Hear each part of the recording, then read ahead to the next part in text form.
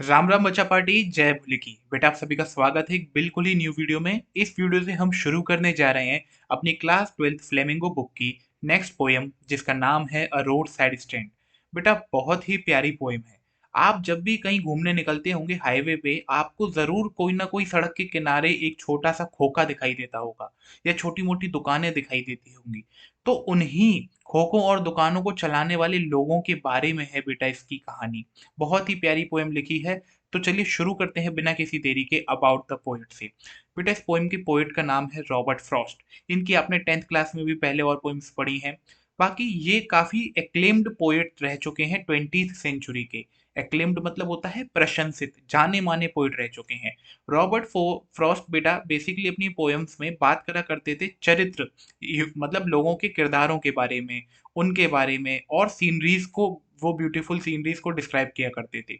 उनकी poems basically concerned होती हैं या उनमें बात करी जाती है ह्यूमन ट्रेजेडीज़ की, मतलब जो लोगों के संग दुखद घटनाएँ हो जाती हैं उनकी, एंड फियर्स की, और जिस बात का लोगों को डर होता है वो उनके बारे में अपनी पोएम्स में बताते हैं।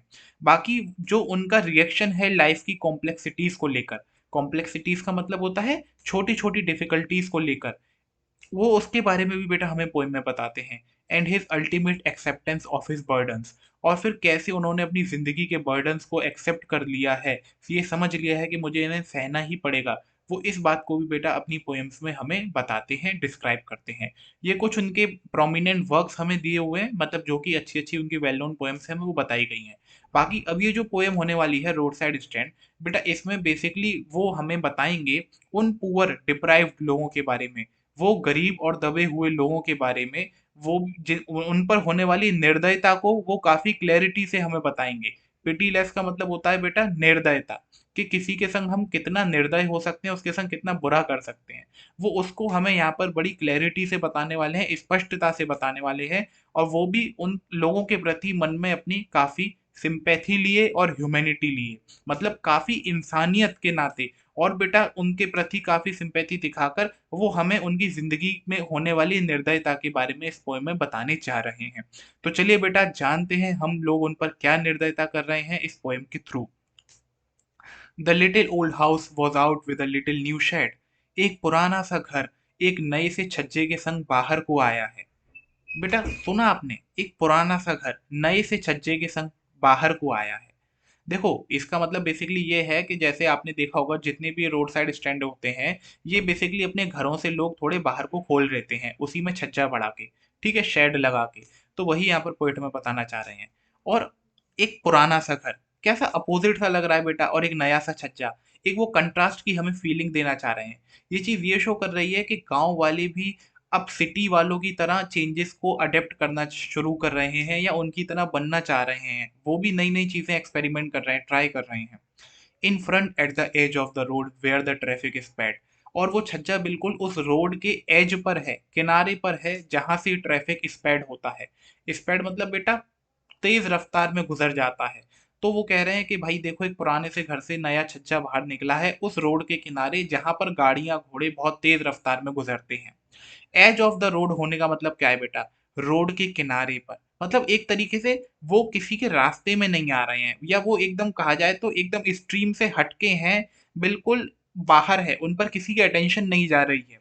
ठीक है, जैसे सोसाइटी में बेटा इन डिप्राइव्ड लोगों पर कोई अटेंशन नहीं देता है, ऐसे ही इन रोड साइड स्टैंड्स का भी हाल है। वो एक तरीके से हमें ये समझाना चाह रहे हैं कि रोड के किनारे पर होने से उनका क्या मतलब है। और फिर आगे वो कहते हैं a road side stand dead to pathetically played. और वो रोड साइड स्टैंड ऐसा लग रहा है कि वो काफी दयनीय ढंग से हमसे रिक्वेस्ट कर रहा हो। पैथेटिकली का मतलब होता है बेटा काफी दयनीय, अपनी सैडनेस दिखाकर, अपने दुखों को दिखाकर। और प्लेड का मतलब होता है किसी से रिक्वेस्ट करना। तो वो रोड साइड स्टैंड बेटा अपने दुखों को दिखाकर, कि जैसा भी उसका स्टैंड मतलब खोका है, फटा मतलब फटा पुराना, कितना भी उस पर खराब पेंट हो रहा है या कुछ भी है, तो वो ये सब चीजें दिखाकर एक तरीके से हमसे रिक्वेस्ट कर रहे हैं कि यार आप हमारे पास रुको और शॉपिंग करके जाओ, हमसे कुछ लेके जाओ। It would not be fair to say for a dole of bread. अब पोएट यहाँ पर बेटा बहुत अच्छी लाइन कहते हैं एक इंसानियत के नाते, कि देखो अब वो लोग हमसे रिक्वेस्ट कर रहे हैं अपनी दुखों को दिखाकर, तो ये कहना उनके बारे में गलत होगा कि वो सिर्फ ऐसा एक रोटी के टुकड़े के लिए कर रहे हैं। बेटा रोटी का टुकड़ा यहाँ पर ये मीनिंग दिखाता है कि ये कहना गलत होगा कि वो लोग हमसे भीख मांग रहे हैं। असल में बेटा भीख मांगने में इंसान पता है सिर्फ पैसे मांगता है, वो हमें रिटर्न में कुछ नहीं देता। लेकिन ये लोग तो कह रहे हैं कि आप लोग हमसे कुछ सामान के बदले हमें पैसे दे के जाओ, वो सामान लो तब हमें पैसे दो। वो हमसे भीख नहीं मांग रहे हैं, बल्कि वो तो बस हमसे मतलब आप वो हमें शॉपिंग करने के लिए रिक्वेस्ट कर रहे हैं। But for some of the money, the cash whose flow supports the flower of cities from sinking and withering faint. वो लोग तो पता है उस पैसे के लिए रिक्वेस्ट कर रहे हैं जिस पैसे से, जिस कैश से सारी सिटीज के फ्लावर सपोर्ट किए जाते हैं। बेटा फ्लावर ऑफ सिटीज का मतलब क्या है? जितनी भी ब्यूटीफुल चीजें होती हैं सिटीज में, जो कि शायद शहर को शहर बनाती हैं, ठीक है, उन चीजों को जो पैसा सपोर्ट करता है, जो मनी सपोर्ट करती है, वो तो उसी मनी के लिए हमसे रिक्वेस्ट कर रहे हैं। वो कोई हमसे भीख नहीं मांग रहे हैं अपनी सर्वाइवल के लिए। वो तो ये अर्ज कर रहे हैं कि यार आप हमसे आओ, हमसे शॉपिंग करो, जिससे हमारी थोड़ी मदद हो जाए। और वो पैसा क्या करता है बेटा? सिटीज की ब्यूटीफुल चीजों को सिंकिंग और विदरिंग फेंट होने से बचाता है। सिंकिंग मतलब डूबने से बचाता है, उनके हाल खराब नहीं होते, वो बिल्डिंगें ध्वस्त नहीं होती। विदरिंग मतलब वो धूमिल नहीं होती बेटा। धूमिल मतलब होता है कि उनकी प्रेजेंस कभी गायब नहीं होती है, वो बनी रहती है अपनी जगह पर, वहीं पर टिकी रहती हैं। तो यहाँ पर पोइट बस ये कहना चाह रहे हैं कि यार वो लोग तो उसी पैसे के लिए रिक्वेस्ट कर रहे हैं जिससे शहर के सारे काम चलते हैं, शहर की ब्यूटीफुल चीज़ों को सपोर्ट किया जाता है, उनकी प्रेजेंस को रोका बनाए रखा जाता है। वो तो इस पैसे के लिए हमसे रिक्वेस्ट कर रहे हैं यार। फिर वो कहते हैं बेटा लेकिन देखो अब क्या है, गाड़ी वाले तो कोई रुकते ही नहीं है। तो फिर उन लोगों के लिए पोइट यहाँ पर कह रहे हैं, the polished traffic past with a mind ahead. कि ये जो पॉलिश्ड ट्रैफिक है ना, पॉलिश्ड मतलब बेटा सेल्फिश, ये जो गाड़ी घोड़ों में बैठे सेल्फिश लोग हैं ना, ये तो पता है बिना रुके अपनी ही दुनिया में आगे निकल जाते हैं। माइंड अहेड मतलब अपनी ही सोच में आगे बढ़ जाते हैं, इन पर अटेंशन भी नहीं देते। अब बेटा यहाँ पर एक पोएटिक डिवाइस आ रहा है, क्या? Polished traffic.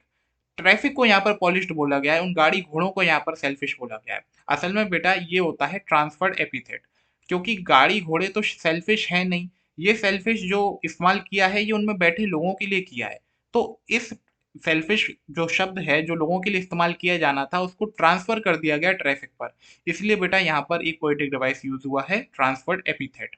अब वो आगे बताते हैं, देखो अब वैसे तो गाड़ियां बढ़ी जा रही हैं बिना उन पर ध्यान दिए, मगर और if ever aside a movement, अगर कोई गाड़ी एक बार को रुकती भी है, then out of sorts at having the landscape mad with the artless paint, तो फिर भाई वो तो अपने होश को बैठती है या उसका वो मुंह बना के देखती है। आउट ऑफ सॉर्ट्स का मतलब होता है बेटा उसका दिमाग खराब हो जाता है या वो मुंह बना लेते हैं उन गाड़ी में बैठे लोग, जब अगर वो एक बार को रुक भी जाते हैं इस रोड साइड स्टैंड पे। क्यों मुंह बना लेते हैं? क्योंकि उन्हें लगता है कि यार इतनी बढ़िया देखो पहाड़ का सुंदर सीन चल रहा था, उसको एक आर्टलेस पेंट ने क्या कर दिया? मैड कर दिया। मतलब डिस्ट्रॉय कर दिया, खराब कर दिया, बिल्कुल मजा किरकिरा कर दिया यार इन लोगों ने अपना स्टैंड लगाकर। आर्टलेस पेंट बेटा यहाँ पर क्या सिग्निफाई कर रहा है? उस रोड साइड स्टैंड को जिस पर मतलब बेसिकली ज्यादा अच्छे ढंग से तो पेंट नहीं हुआ है, ठीक है, आप समझ ही सकते हो वो लोग क्या ही पेंट कराएंगे जब उनके पास पैसे नहीं है। तो जो भी उल्टा सीधा उन्होंने उस पर एक तरीके से पोता है, उस चीज ने ना पूरे उस ब्यूटीफुल सीनरी को डिस्ट्रॉय कर दिया। ऐसा सोचकर वो लोग अपना मूड खराब कर लेते हैं, जो कि यहाँ पर गाड़ी रोकते भी हैं। Of signs that with N turn wrong and S turn wrong. और जो इन रोड साइन मतलब रोड साइड स्टैंड वाले लोगों ने जो नॉर्थ साउथ के डायरेक्शन के साइन लगा रखे हैं ना, इनकी भी उन्होंने डायरेक्शन टेढ़ी मेढ़ी लगा रखी है, उल्टी सीधी लगा रखी है, क्योंकि बेटा ये लोग पढ़े लिखे तो है नहीं। तो इन चीजों से जो वहां पर लोग रुकते हैं ना, वो उनका मूड खराब हो जाता है या वो मुंह बना लेते हैं। अब फिर पोएट हमें बताते हैं कि ये रोड साइड स्टैंड ऑफर क्या क्या कर रहे हैं यार लोगों को। Offered for sale wild berries in wooden quartz. वो रोड साइड स्टैंड जो कि वुडन क्वार्ट्स में, क्वार्ट्स मतलब होता है बेटा कंटेनर, तो जो लकड़ी के कंटेनरों में, पेटियों में वाइल्ड बेरीज को बेच रहे हैं। वाइल्ड बेरीज मतलब जो कि जंगली तरीके से उग जाती हैं, जैसे अपना जामुन होता है या और भी तरीके की बेरीज होती हैं। तो वो जो रोड वो बता रहे हैं कि रोड साइड स्टैंड क्या क्या ऑफर कर रहे हैं, तो वो वाइल्ड बेरीज ऑफर कर रहे हैं। और crooked necked golden squash with silver warts. Crooked necked का मतलब होता है बेटा गर्दन मुड़ी हुई। और इस गोल्डन स्क्वाश एक तरीके से एक वेजिटेबल होती है बेटा, वाइल्ड जो लौकी की तरह होती है, उसकी ऊपर से गर्दन मुड़ी होती है। With silver warts. Silver warts का मतलब होता है बेटा, बेसिकली अगर मैं आपको बताऊं तो वॉट्स का मतलब होता है एक तरीके से फफोले टाइप का, सब्जियों पे पड़ जाते हैं। तो वो बता रहे हैं कि ये लोग वाइल्ड बेरीज के साथ साथ गोल्डन स्क्वाश भी बेच रहे हैं, वो गर्दन मुड़ी वाली लौकी भी बेच रहे हैं जिसके ऊपर वो सिल्वर वॉट्स हैं, वो पपोले हैं। अब देखो ये वैसे मतलब बुरा नहीं है, ये नहीं दिखा रहा है कि सब्जी सड़ गई है, वो होती ही नेचुरली ऐसी है। और फिर वो बता रहे हैं और क्या ये ऑफर कर रहे हैं, और beauty rest in a beautiful mountain scene. और भाई इस सब के अलावा वो अगर उनसे हटके देखा जाए, उनके पीछे देखा जाए, तो वो एक ब्यूटीफुल माउंटेन सीनरी को तो ऑफर कर ही रहे हैं रोड साइड स्टैंड। आखिर बेटा आप लोग अगर कभी पहाड़ों पे घूमने गए हो तो जाहिर सी बात है, ऐसा होता है कि यार पापा कहते हैं कि चलो अब चाय पियेंगे इस खोखे पे रुक के और फिर नज़ारे का मजा लेंगे। तो वही ये नज़ारे मतलब बेटा वही रोड साइड स्टैंड एक तरीके से नज़ारे ऑफर कर रहे हैं हमें, यहाँ पर ये पॉइंट बताना चाह रहे हैं। तो यहाँ पर वो कहते हैं कि यार देखो भाई लोग अगर रुकते भी हैं तो उनका तो मुंह बन जाता है, वो आर्टलेस पेंट को देख के उनका दिमाग खराब हो जाता है, और नॉर्थ साउथ के इन्होंने साइन भी गलत लगा रखे होते हैं, इस वजह से तो भाई उनका पूरा एकदम मन खराब हो जाता है। वो ये नहीं देखते ये लोग वाइल्ड बेरीज भी तो बेच रहे हैं लकड़ी की पेटी में रख के, वो गोल्डन स्क्वाश भी तो बेच रहे हैं, और वो ब्यूटीफुल माउंटेन सीन तो हमें दे ही रहे हैं यार। वो लोग इस बात को बेटा सोचते ही नहीं है जो एक बार को अगर यहाँ के रुकते भी हैं। अब फिर पोएट को बेटा गुस्सा आने लगता है कि यार यहाँ पे ये लोग कोई शॉपिंग तो कर नहीं रहे हैं, कोई खर्चा तो कर नहीं रहे हैं, इन लोगों की मदद तो कर नहीं रहे हैं। देन फिर वो कहते हैं you have the money but if you want to be mean why keep your money and go along. वो कहते हैं तुम्हारे लोगों के पास मनी है, हाँ है तुम्हारे पास पैसा, लेकिन अगर तुम मीन होना ही चाहते हो, अगर तुम सेल्फिश बनना ही चाहते हो, तुम इन लोगों की मदद नहीं करना चाहते, तो फिर कोई तुम्हारा क्या करे। Why keep your money this crossly. This crossly का मतलब है बेटा यहाँ पर वो काफी ये बात एंग्रीली कह रहे हैं, एक एंगर वाले टोन में कह रहे हैं कि क्यों तुम लोग अपना पैसा अपने पास ही रखना चाहते हो, किसी दूसरे के फायदे में उसे इस्तेमाल में क्यों नहीं लाना चाहते, और क्यों यहाँ से चले जाते हो, क्यों ऐसे सीधे बढ़ जाते हो, क्यों तुम इन लोगों की मदद करने के लिए नहीं रुकते। तो पोइट बेसिकली यहाँ पर उनसे एक तरीके से कंप्लेन कर रहे हैं कि तुम लोगों के पास पैसा है, तुम खर्च कर सकते हो, मगर तुम तब भी सेल्फिश बनना चाहते हो, तुम अपने पैसा अपने साथ रख के आगे बढ़ जाते हो, इन लोगों के पे खर्च करने के लिए तुम नहीं रुकते। एंड देन फिर पोएट उन्हें समझाते भी हैं, बताते भी हैं कि यार देखो तुम लोग इस बात को तो समझो, the hurt to the scenery wouldn't be my complaint. कि देखो उन लोगों ने सीनरी को खराब कर दिया, वो ब्यूटीफुल माउंटेन सीन को उन्होंने इंटरप्ट कर दिया, ये मेरी कंप्लेंट नहीं है। वो रोड साइड स्टैंड वालों के लिए कह रहे हैं कि उन्होंने अगर ऐसा कर भी दिया तो मैं उनसे इस बात पर जाके कंप्लेंट नहीं करूंगा। So much as the trusting sorrow of what is unsaid. ठीक है, बल्कि मुझे दुख तो उस बात का है, या मुझे कंप्लेंट इस बात की है कि जो उनका, अरे ये क्या हो गया, कि जो उनका ट्रस्टिंग सॉरो है। ट्रस्टिंग सॉरो बेटा मतलब अनसेड डिफिकल्टीज, और जो उनका दुख है, जो परेशानियां वो मुंह से बोल के नहीं बता रहे हैं, जो वो तकलीफें मुंह से बोल के नहीं बता रहे हैं, उस पर क्यों कोई ध्यान नहीं देता है। सब लोग इस बात पर तो ध्यान दे रहे हैं कि उनके आर्टलेस पेंट ने सीन को डिस्ट्रॉय कर दिया, लेकिन कोई इस बात पर क्यों नहीं कंप्लेन कर रहा कि उनके दुखों का क्या हो रहा है, उनके दुखों पर कोई कुछ क्यों नहीं कर रहा है, कोई इस बात के लिए कंप्लेंट नहीं कर रहा है। तो पोइट यही हमें यहाँ पर बताते हैं कि मुझे दुख इस बात का नहीं है कि उन लोगों ने सीनरी खराब कर दी, मगर मुझे दुख तो इस बात का है कि उनकी जो अनकही दुख दुख अनकही दुख दर्द है, उस पर कोई ध्यान नहीं देता यार, उस पर कोई ध्यान नहीं देता, ये चीज मुझे हर्ट करती है, मुझे पिंच करती है। अब फिर पता है पोएट अपने आप को बेटा इन लोगों से जोड़ के देखते हैं, एक तरीके से वो भी रोड साइड स्टैंड वालों की कैटेगरी में आ जाते हैं। Here far from the city we make our road side stand and ask for some city money to feel in hand.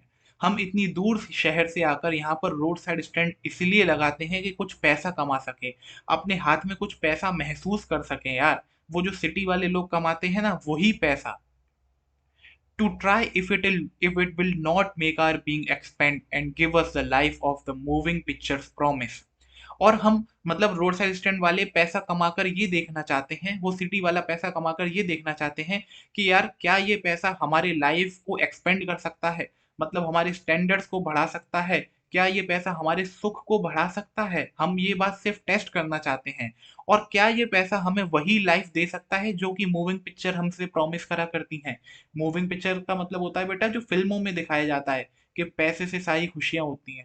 तो वो इस बात को ना महसूस करना चाहते हैं पैसा कमाकर रोड साइड स्टैंड वाले लोग। और that the party in power is said to be keeping from us. और जो वादे वो पार्टी वाले लोग, वो पॉलिटिकल पार्टी वाले लोग हमसे किया करते हैं कि हम आपको ऐसा देंगे, वैसा देंगे, हम उन वादों को पूरा करना चाहते हैं पैसा कमाकर। क्योंकि वो लोग तो हमेशा इन सबको हमसे दूर ही रखते हैं। कीपिंग फ्रॉम अस का मतलब होता है स्टे अवे, क्योंकि वो तो लोग तो इन बातों को कोई पूरा नहीं करते, तो इसलिए हम पैसा कमाकर बेटा उन चीज़ों को महसूस करना चाहते हैं, अपनी लाइफ को वो देना चाहते हैं जो कि ये लोग हमसे वादे करके जाते हैं। यहाँ पर बेसिकली पोइट हमें ये समझा रहे हैं कि यार रोड साइड स्टैंड वालों के बारे में समझो तो। तुमने ये तो देख लिया कि वो आर्टलेस पेंट है, वो खराब कर रहे हैं सीन, मगर तुमने उनकी अनकही दुख दर्द को तो समझा ही नहीं, समझना चाहा ही नहीं। इस बात को ही वो बेटा हमें यहाँ पर जोर दे रहे हैं और उनकी मदद करने के लिए एनकरेज तो कर ही रहे हैं। और वो अपना एक तरीके से पक्ष भी रख रहे हैं रोड साइड स्टैंड होकर कि हम लोग यहाँ पर क्यों पैसा कमाना चाहते हैं। वो बेसिकली अपनी जिंदगी को वो सब कुछ देना चाहते हैं जो कि बड़े बड़े नेताओं ने उनसे वादे करे थे, मगर आज तक उन्होंने नहीं दिया उन्हें। ठीक है। देन अब अगले पैराग्राफ में पोएट हमें बेसिकली बताते हैं बेटा उन बड़े बड़े लोगों के बारे में जो कि इनके संग गलत करते हैं या इनके संग धोखेबाजी करते हैं। वो कहते हैं it is in the news that all these pitiful kin are to be bought out and mercifully gathered in. Pitiful का मतलब होता है बेटा दया से भरपूर, और किन का मतलब होता है रिलेटिव या सगे संबंधी।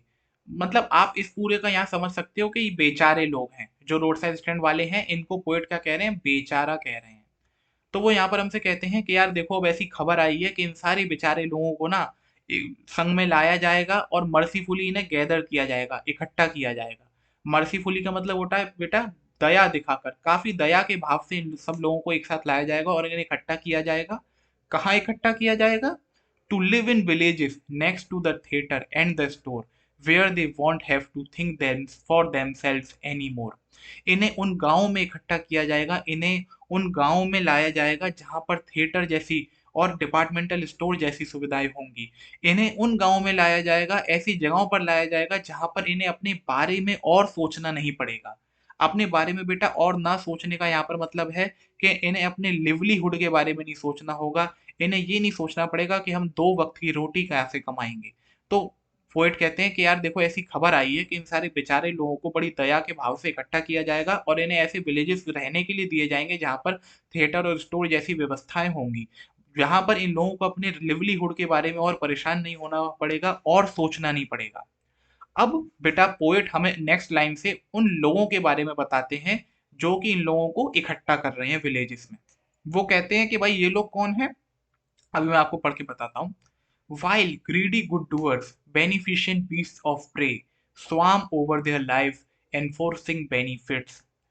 तो वो जो लोग इन लोगों को बेटा रोड साइड स्टैंड वालों को इकट्ठा कर रहे हैं गाँव में, वो पोएट कह रहे हैं उन्हें greedy good doers, beneficent beast of prey. ध्यान से समझिएगा, ग्रीडी गुड डूअर का मतलब होता है बेटा लालच के लिए अच्छा करने वाले लोग, लालच के लिए अच्छा करने वाले लोग। अब देखो बेनिफिशिएंट बीस्ट ऑफ प्रे का मतलब होता है बेटा, देखो बेनिफिशिएंट का मतलब होता है परोपकारी, दयालु, दया करने वाला। और बीस्ट का मतलब है यहाँ पर शिकारी, शिकारी हंटर।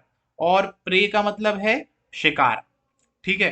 तो एक तरीके से बेनिफिशिएंट बीस्ट ऑफ प्रे का मतलब हो जाता है दयालु शिकारी। अब यार इन दोनों वर्ड्स को थोड़ा सोचो, एक बात समझो कि लालच के लिए अच्छा करने वाले और दयालु शिकारी, ये बेटा दोनों बातें आपस में मेल नहीं खा रही है ना। अगर कोई आदमी अच्छा कर रहा है तो वो लालची नहीं होगा, और अगर कोई आदमी शिकारी है तो वो दयालु नहीं होगा। इससे यहाँ पर ये पता चलता है कि यहाँ पे पोइट ने इन लोगों को डिस्क्राइब करने के लिए एक पोइटिक डिवाइस का यूज किया है जिसका नाम है ऑक्सीमोरॉन।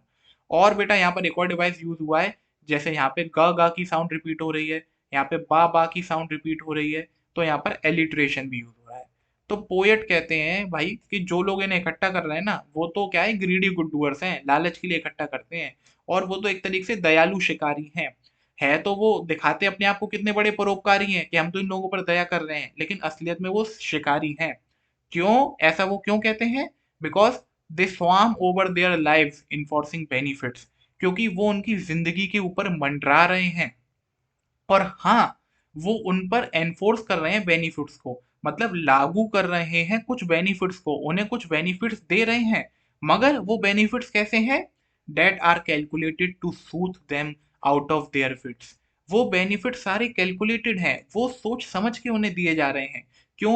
वो उन्हें इसलिए दिए जा रहे हैं कि उन्हें वो सूथ कर सकें। सूथ मतलब होता है बेटा उन्हें रिलैक्स फील करा सकें, उन्हें शांत और अच्छा फील करा सकें, जिससे कि वो अपने होश से बाहर आ जाएं, होश खो बैठे। आउट ऑफ देयर विट्स होता है बेटा यहाँ पर मतलब है बेफूल कर सके, उन्हें उल्लू बना सके, उन्हें बुद्धू बना सके। देखो बेटा, लोगों का विश्वास जीतने के लिए पहले उनका भला किया जाता है। थोड़ा भला करो फिर बाद में ज्यादा बुरा करो, यही हमारे यहाँ नीति रही है। तो पोएट ये कहते हैं कि ये जो लालच के लिए अच्छा करने वाले लोग हैं और जो दयालु परोपकारी शिकारी है ना, ये उन लोगों की जिंदगी के ऊपर मंडरा रहे हैं। हालांकि उन पर ये कुछ बेनिफिट्स देते हैं, उन्हें देते हैं, मगर वो सब सोचा समझा होता है, वो सब उन्हें रिलैक्स करने के लिए किया जाता है और उन्हें अपने होश से बाहर लाने के लिए। मतलब वो अपने सोचने समझने की शक्ति खो चुके हैं, वो अब इन लोगों के पूरे पिट्ठू बन चुके हैं। ऐसा बनाने के लिए उन्हें किया जाता है।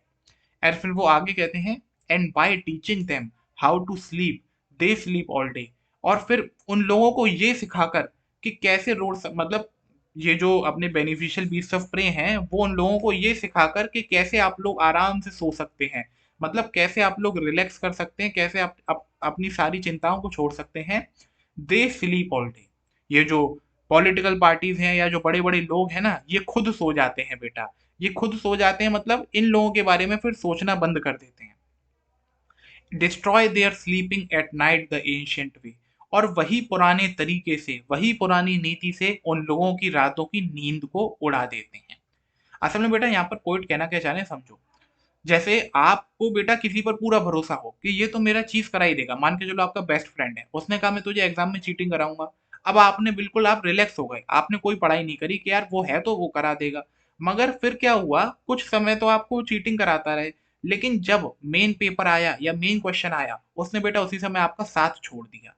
अब क्या होगा, आपके तो चैन होश सब खो जाएंगे भाई, आप एकदम दुखी हो जाओगे। तो वही यहाँ पर लोग, इन लोग पोएट जो हैं वो इन लोगों के लिए कह रहे हैं कि ये शुरुआत में तो उन्हें बेनिफिट देते हैं, मगर वो सब सोचा समझा होता है। वो सिर्फ उन्हें अपने होश से बाहर लाने के लिए या उन्हें बुद्धू बनाने के लिए किया जाता है। और फिर ये सिखाकर कि कैसे तुम रिलैक्स कर सकते हो दिन भर, हम तुम्हारी चिंता में बैठे हैं। वो खुद लोग उनकी चिंता छोड़ देते हैं या उनके बारे में सोचना छोड़ देते हैं, और फिर वही पुराने तरीके से वो उनकी रातों की नींद उड़ा देते हैं बेटा। जब एकदम वो उनका साथ छोड़ते हैं, तो उन बेचारे रोड साइड स्टैंड वाले लोगों की रातों की नींद उड़ जाती है, उनका सुख चैन चला जाता है। अब बेटा पोएट क्या है, उनके बारे में इतना सिंपैथी दिखा रहे हैं, तो जाहिर सी बात है वो काफी दुखी हो चुके हैं। अब वो कह रहे हैं हमसे इस पैरा में, sometimes I feel myself I can hardly bear. वो कभी कभी तो मुझे ऐसा लगता है कि मैं अब ये शायद बर्दाश्त नहीं कर पाऊंगा, या बहुत मुश्किल हो रहा है मेरे लिए बर्दाश्त करना। क्या बर्दाश्त करना?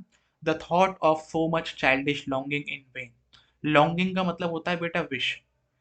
अब यहाँ पर पोइट कह रहे हैं कि जो रोड साइड स्टैंड वाले बच्चों की तरह इस विश में बैठे रहते हैं कि यार लोग आएंगे हमसे शॉपिंग करेंगे, और वो बेटा मैं इस बात को और ज़्यादा एक्सेप्ट नहीं कर सकता, इस बात को मैं और ज़्यादा सहन नहीं कर पाऊंगा, क्योंकि वो सब उनकी विश करना कैसा है, वेन है, यूजलेस है, उसका कोई यूज नहीं है, क्योंकि हम लोग मतलब एक तरीके से वो जो सिटी वाले पीपल हैं वो तो उनके लिए रुकेंगे ही नहीं ना।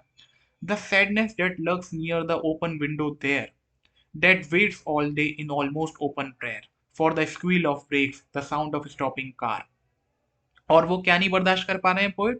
वो उस दुख को नहीं बर्दाश्त कर पा रहे हैं जो लोग, जो उन लोगों में होता है, रोड साइड स्टैंड वालों में होता है, उनके घर वालों में होता है, जो कि कहाँ हिडन है। लक्स मतलब होता है हिडन है, मतलब जो बेटा यहाँ पर बेसिकली पोइट बताना चाह रहे हैं कि रोड साइड स्टैंड वाले जो लोग हैं ना, उनके परिवार वाले हैं, वो खिड़की के पीछे छुप कर इस उदासी में बैठे रहते हैं। इस पूरे दिन वो एक प्रेयर करते रहते हैं कि यार कोई तो गाड़ी के रुकने का, कोई तो गाड़ी के ब्रेक लगने की आवाज आए। स्क्विल मतलब होता है बेटा साउंड ऑफ ब्रेक्स। कोई तो गाड़ी के ब्रेक लगने की आवाज आए, कोई तो गाड़ी रुकने की आवाज आए।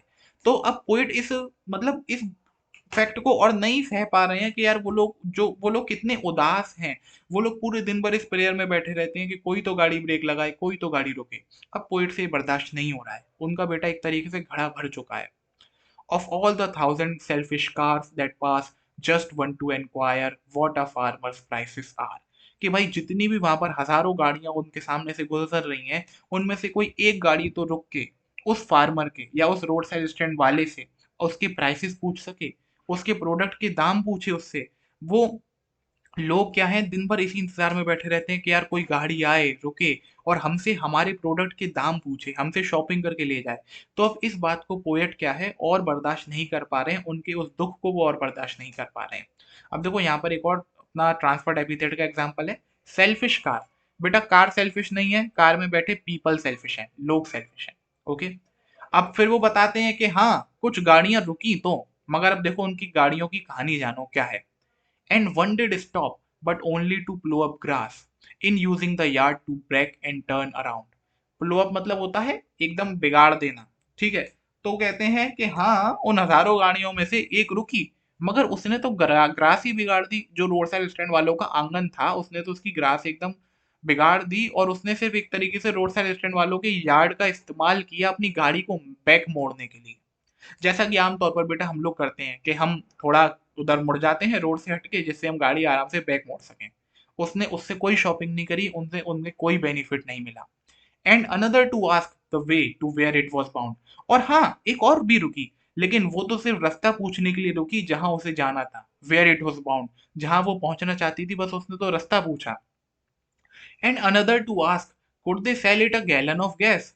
और एक और रुकी, वो उसने तो ये पूछ लिया कि यार क्या ये गैलन ऑफ गैस बेचते हैं, क्या ये पेट्रोल, और क्या आप लोग पेट्रोल और सीएनजी वेनजी बेचते हो। अब तो देखो भाई पोइट की बिल्कुल पारा चढ़ गया। पहले तो एक ने गाड़ी ब्रेक मोड़ ली, फिर एक ने रास्ता पूछ लिया, अब एक पूछ रहा है क्या तुम पेट्रोल बेचते हो। अब पोएट कहते हैं they couldn't, they had none, didn't see. This crossly का मतलब बेटा मैं आपको पहले ही बता चुका हूँ। वो काफी गुस्से में आकर कहते हैं कि यार क्या वो देख नहीं सकते। हाँ क्या तुम लोग देख नहीं सकते हो कि रोड साइड स्टैंड वालों के पास ये पेट्रोल पेट्रोल जैसी कोई चीज नहीं है, क्या तुम्हें दिख नहीं रहा है। वो गुस्सा हो जाते हैं बेटा। जाहिर सी बात है यार, तुम एक बात खुद सोचो, तुम यार एक खोके में गई, अब तुम क्या उससे पूछो कि भाई पेट्रोल मिल जाएगा। पेट्रोल मिल रहा है तो यार पंप पे जाना। एकदम खिसियाने वाली बात हो गई ना बेटा। तो वही यहाँ पर हाल हमारे पोइट का हो चुका है। एंड अब वो बेटा लास्ट पैराग्राफ में हमारी बेसिकली पोएम को कंक्लूड करते हैं, मगर उससे पहले मैं आपको ये पैराग्राफ एक बार और कंक्लूड करके बताना चाहता हूँ कि वो कहते हैं कि मैं अब इस बात को और बर्दाश्त नहीं कर पा रहा यार, कि कैसे वो लोग बच्चों की तरह विश करते रहते हैं उन लोगों के लिए कि कोई तो आके रुके, क्योंकि वो सब उनकी विश करना यूजलेस है। मैं इस फैक्ट को और बर्दाश्त नहीं कर पा रहा कि कैसे वो लोग दिन भर उदास होकर खिड़की के पीछे छुपकर ये प्रेयर करते रहते हैं कि कोई तो गाड़ी अपनी ब्रेक लगाए, कोई तो उनसे उनके प्रोडक्ट के बारे में पूछे। हाँ, एक गाड़ी रुकी तो वो सिर्फ उसका उनके यार्ड का यूज़ करने के लिए रुकती है, अपनी गाड़ी को बैक मोड़ने के लिए रुकती है। और एक दूसरी रुकी तो वो तो रास्ता ही पूछने लगती है। और तीसरी वाली ने तो हद ही पार कर दी, वो तो ये पूछती है कि पेट्रोल वेट्रोल बेचते हो क्या? मुझे गुस्सा आ जाता है, मैं तो कहता हूँ क्या तुम्हें दिख नहीं रहा है यहाँ पे, हाँ? तो यही बेटा वो इस ऊपर वाले पैरा में कहना चाहते हैं। अब नीचे वाला पैरा बहुत ही इंपॉर्टेंट है, ध्यान से समझिएगा बेटा। No, in country money, the country scale of gain, the requisite lift of spirit has never been found. बेटा कंट्री मनी का यहाँ पर मतलब है जो गांव में जो पैसा कमाया जा रहा है, ठीक है, गांव में रहकर ही जो पैसा कमाया जा रहा है।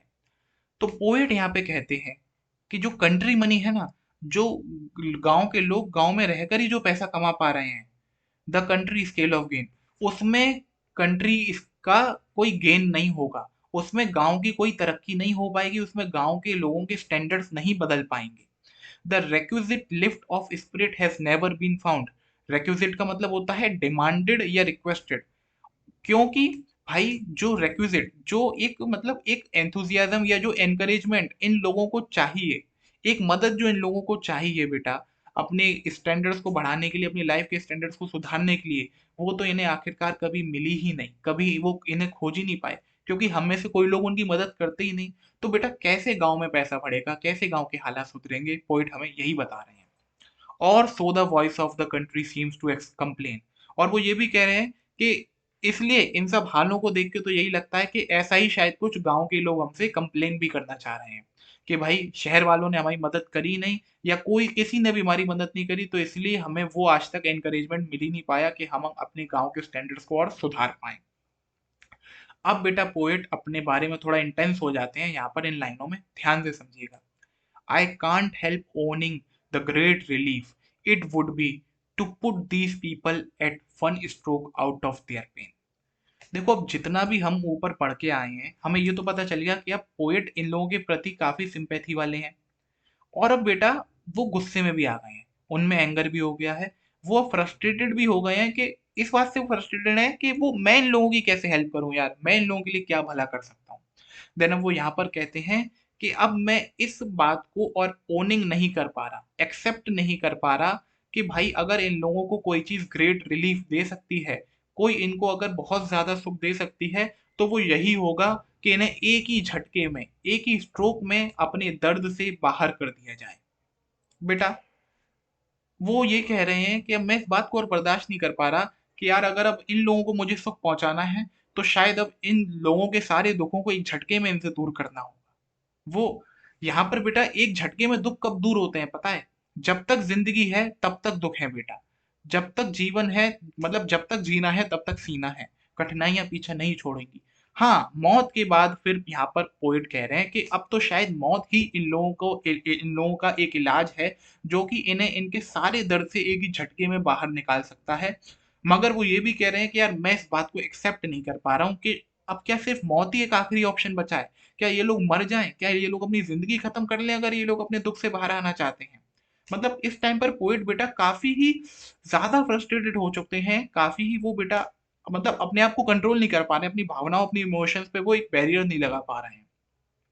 मगर फिर वो जब होश में आते हैं तो हमसे कहते हैं, and then next day as I come back into the same I wonder how I should like you to come to me and offer to put me gently out of my pain. And अब वो बेटा इस बात को realise करते हैं, कहते हैं कि जब मैं अगले दिन अपने सेन में आया, अपने होश आवास में आया, मैं सोचता हूँ, मैं वॉन्डर करता हूँ कि कैसा होगा अगर आप में से कोई मेरे पास आए और मुझे ऑफर करे कि मैं तुम्हारे जीवन के सारे दर्द और दुख एक ही झटके में खत्म कर दूंगा। देखो पोइट की जिंदगी में भी कुछ दुख होंगे, तो वो पोइट ये कह रहे हैं कि यार अब मैं इस बात को होश में आकर सोच रहा हूँ कि कैसा होगा कि अगर आप लोगों में से यानी हम रीडर्स में से कोई उनके पास जाए और उनसे कह दे कि मैं एक ही झटके में आपकी सारी जिंदगी के दुख खत्म कर दूंगा, आपको उनसे बाहर निकाल दूंगा या आपको मार दूंगा या आपको मरने की मैं सलाह दे रहा हूँ कि आप अपनी ज़िंदगी ख़त्म कर लो। तो मुझे कैसा लगेगा? पोएट ये फ़ील कर रहे हैं खुद, वो सोच के। और इसीलिए बेटा वो हमें ये बताना चाह रहे हैं, खुद सोच के, कि death is not a option. यार ये सही नहीं होगा। यार मरना ही सही नहीं होगा। वो अब एंड में हमसे एनकरेज कर रहे हैं, हमें उत्साह दे रहे हैं और एक तरीके से रिक्वेस्ट कर रहे हैं बेटा, वो भी काफ़ी स्ट्रॉन्ग तरीके से, कि यार हम लोग अगर इनकी मदद नहीं करेंगे, इनको वो लाइफ लिफ्ट ऑफ स्पिरिट नहीं देंगे, तो इन लोगों की ज़िंदगी कभी भी नहीं सुधर पाएगी, इनके स्टैंडर्ड्स कभी भी अच्छे नहीं हो पाएँगे। इसी के साथ बेटा ये पोएम खत्म होती है। मतलब पोएट ने इसी बात के साथ छोड़ा कि डेथ ही, क्योंकि बेटा काफ़ी लोग क्या होता है इन जो कैटेगरीज़ में फँस जाते हैं रोड साइड स्टैंड वाली, वो सुसाइड कर लेते हैं। तो अब अंत में पोएट ने हमें ये क्लियर कर दिया कि यार डेथ तो इसका एक ऑप्शन नहीं है या डेथ सही चीज़ नहीं है। हमें हम जैसे लोगों को, हम रीडर्स को इन लोगों की जाके मदद करनी होगी, तभी इनके जीवन के स्टैंडर्ड सुधरेंगे। उम्मीद करता हूँ बेटा आपको ये पूरी पोएम समझ आ गई होगी। अगर किसी को कोई डाउट हो तो यार कमेंट में पूछ लेना। बाकी एक बार समराइज कर दें क्या पोएम को? अब जब समझाई है तो कर ही देते हैं। देखो अब मैं पूरी पोएम हिंदी में एक बार आपको सुनाने वाला हूँ, ठीक है? एक पुराना सा घर एक नए नए से छज्जे के संग बाहर निकला है और वो छज्जा बिल्कुल रोड के किनारे पर है जहाँ से तेज रफ्तार में गाड़ियाँ गुजरा करती हैं। अब वो रोड साइड स्टैंड तो ऐसा मतलब काफ़ी दयनीय ढंग से हमसे रिक्वेस्ट कर रहा है, काफ़ी अपने दुःख दर्द दिखाकर हमसे रिक्वेस्ट कर रहा है। अब उसके लिए ये कहना तो गलत होगा कि वो हमसे भीख माँग रहा है, बल्कि वो तो उस मनी की डिमांड हमसे कर रहा है जिस वजह से स्कै मतलब सिटीज़ की भी सारी ब्यूटीफुल चीज़ें चला करती हैं, उनको सपोर्ट मिलता है। लेकिन जो सेल्फिश लोग हैं गाड़ियों में वो तो अपनी ही सोच में आगे निकल जाते हैं।